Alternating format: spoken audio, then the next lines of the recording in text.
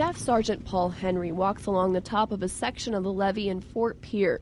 He says normally there's at least 2 team members, if not more, monitoring different sections of the levee 24 hours a day, 7 days a week.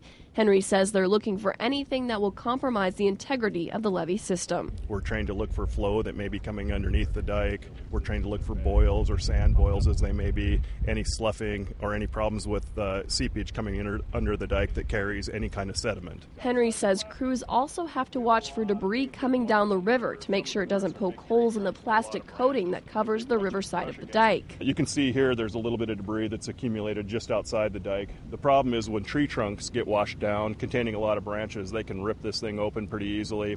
Henry says they use good old-fashioned duct tape and sandbags to repair minor holes in the plastic. He says they also monitor sewer drains, which have caused some problems over the past few days. The problem with the storm sewer drain is once the river level went up, of course the higher water pressure forced water out into the dry side of the dike.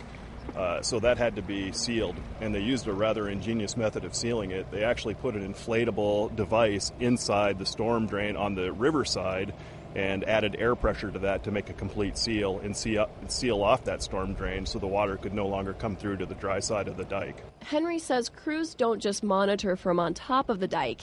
He says they patrol neighborhoods and walk along the edge of the dike, or what they call the toe.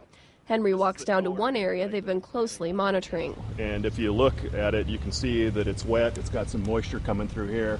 That in itself isn't too unusual because it's obviously holding back a lot of Missouri River. Henry walks a little further back from the toe where water has seeped up through the ground. What we typically look for when we come to an area with seepage is we look for any sediment that's being carried underneath the dike and eroding the integrity of the dike.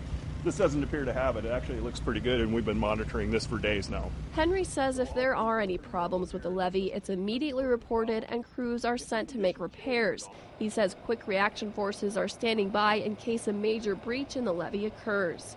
For South Dakota Public Broadcasting, I'm Jacqueline Severin in Pierre.